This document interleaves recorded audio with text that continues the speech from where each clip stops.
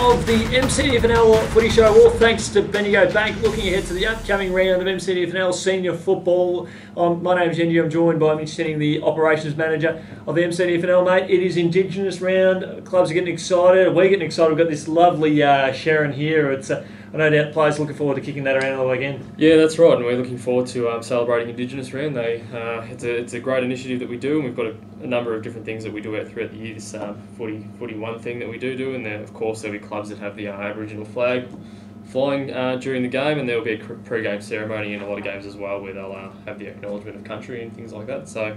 We're looking forward for what should be a good round. Absolutely, mate. And of course, we've got a 4-page, sort of spread in the record as well, which will have some great things in there as well about the Indigenous round. Of course, the great Doug Nichols, which is what the round is named after in the 2018 season, according to the AFL, which is fantastic. So, looking forward to having a bit of a read on how his life is transpired in the footy circles and what he did for the game and Indigenous community. So, it should be fantastic. And again, just this Sharon, mate. It's going to be looking quite fantastic. Absolutely, and we're looking forward to the round ahead. Yeah, we've certainly got a big round ahead this week as we talk up Maldon and Natty Bielba.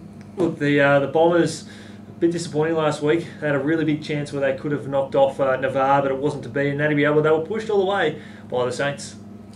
Yeah, look, Maldon are an improved outfit when you look at last year, definitely. But it'll be tough for them this week. I think Natty will probably show why they're the only undefeated side, and I think they'll smash Maldon out of the park.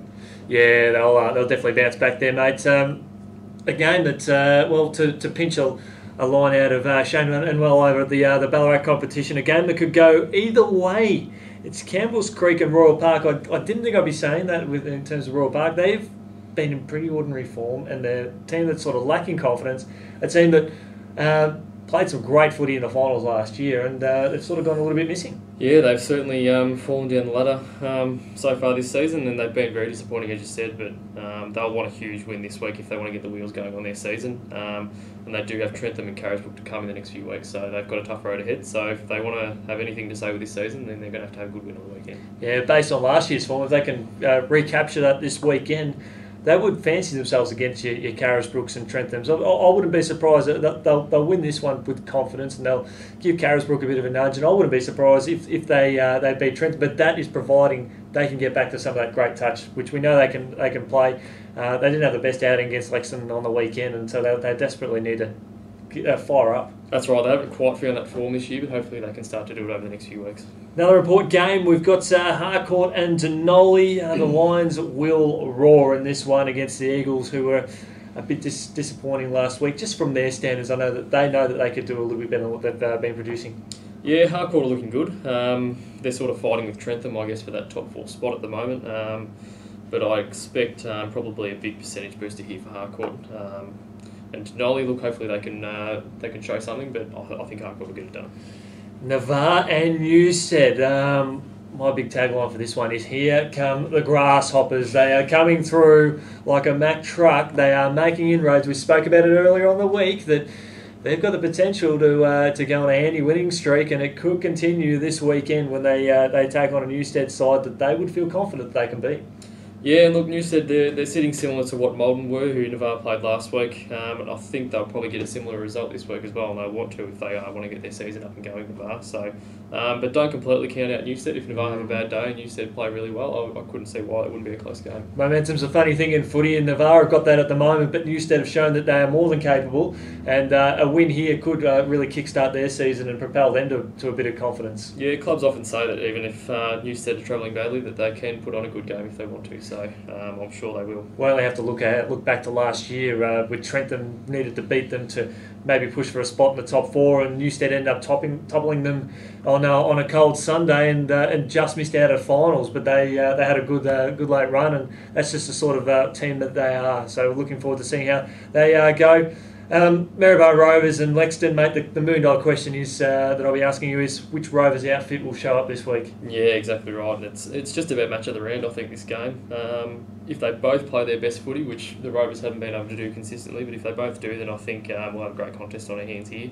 But I'm getting behind Lexington here. I think they're travelling pretty nicely at the moment, and they're getting it done. They've got some great momentum coming behind them, and it's no disrespect to Rovers. They understand as well that their form has fluctuated, but we've backed them to win games, which we expected them to be a good chance of winning, and they haven't. And I still think that on their day they can beat just about any side in the competition, and they dropped one that I was hoping they would probably win on the weekend, given their talent, but that wasn't to be.